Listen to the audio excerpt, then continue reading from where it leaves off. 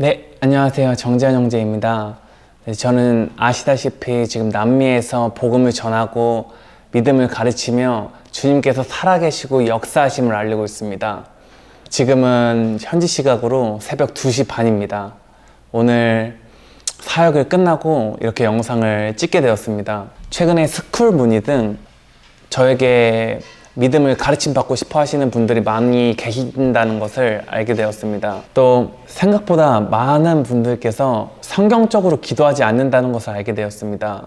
그래서 유튜브를 통해서 여러분들께 오늘 제가 설교할 올바른 성경 기도 방법이 무엇인지부터 더 심화되어 응답받는 기도의 구체적인 방법이 무엇인지, 또 방언을 아직 받지 못하신 분이 계신다면 방언을 받는 법과 또 성령 충만해지는 법 등 여러분의 영적 성장을 위한 컨텐츠를 올릴 예정입니다. 제 영상을 들으실 때 반드시 준비해야 될 것이 있습니다.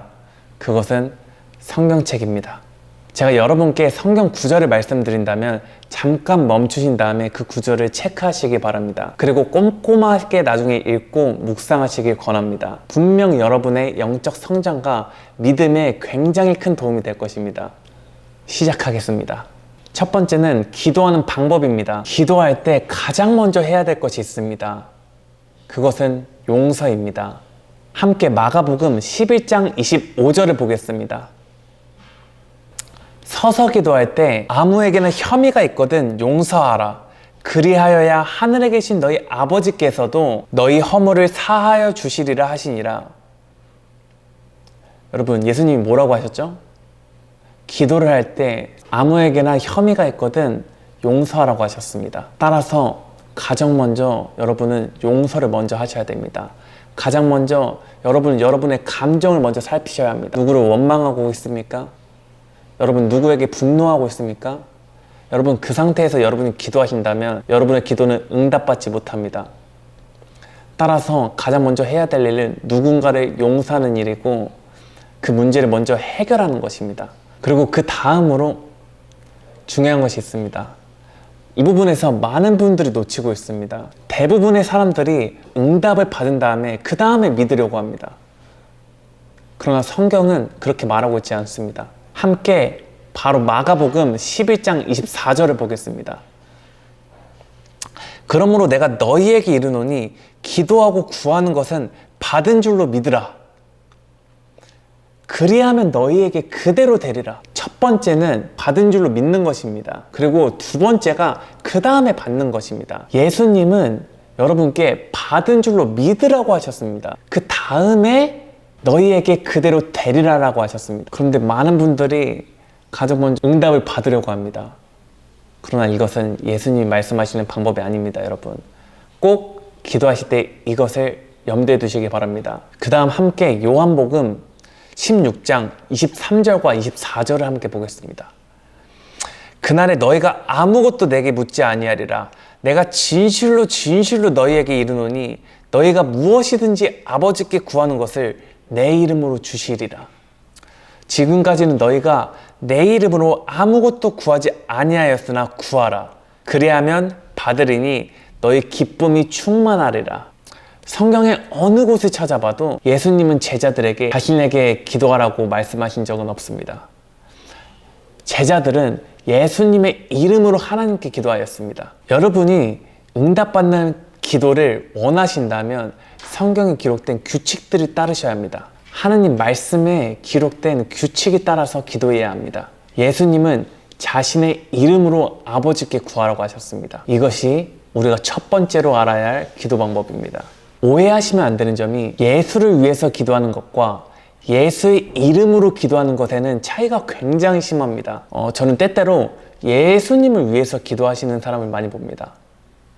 그러나 여러분, 예수님을 위해서 기도하실 필요가 없습니다. 왜냐하면 예수님은 도움이 필요하시지 않습니다. 또 여러분이 예수님을 위해서 기도를 하실 때 여러분은 여러분의 신용으로 예수님을 위해서 기도하는 것과 마찬가지입니다.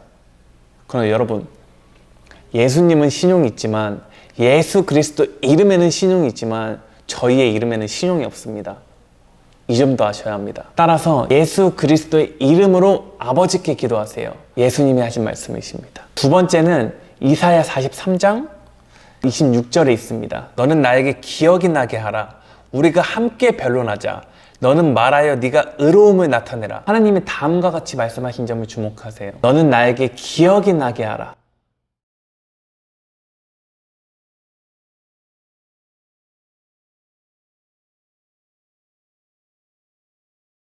여러분, 하나님 말씀 위에서 여러분 주장하시는 것은 하나님의 주권을 손상시키지 않습니다. 믿음은 고백하는 것이고 주장하는 것입니다. 세 번째는 주님은 우리의 편이시고 우리의 기도를 들어주시는 분이라는 것을 아시는 것입니다.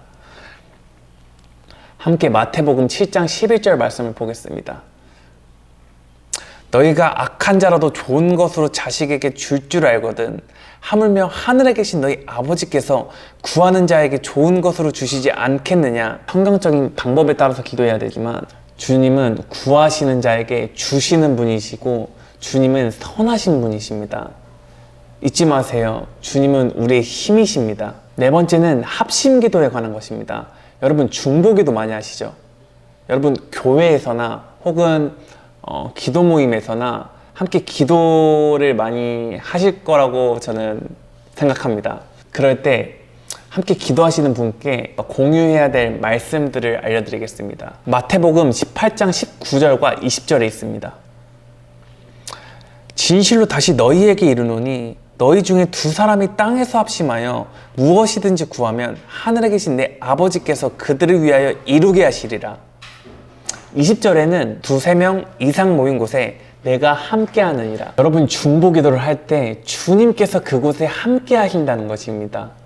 주님께서 여러분의 기도에 응답하신다는 것입니다. 이 말씀을 알면서 기도하는 것과 모르면서 기도하는 것에는 정말 큰 믿음의 차이가 있습니다. 여러분, 중보기도를 할 때 함께 기도하는 분께 이 구절을 공유해서 주님이 지금 함께 하시고 주님이 우리의 기도를 듣는다는 것을, 주님이 이곳에 지금 함께 하신다는 것을 여러분 공유하세요. 그분이 알게 하세요. 그럼 그분의 믿음 또한 성장하실 것입니다.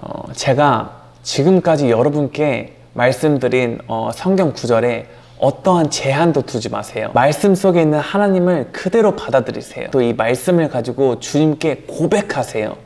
제가 지금까지 여러분께 말씀드린 말씀들을 꼭 기억하시고 묵상하시길 권합니다. 또 이 영상들은 한 번 보고 끝이 아니라 주기적으로 보며 향상된 믿음을 유지시키길 권합니다. 믿음이란 강요가 아니기에 제가 여러분의 수준을 내려와야 합니다.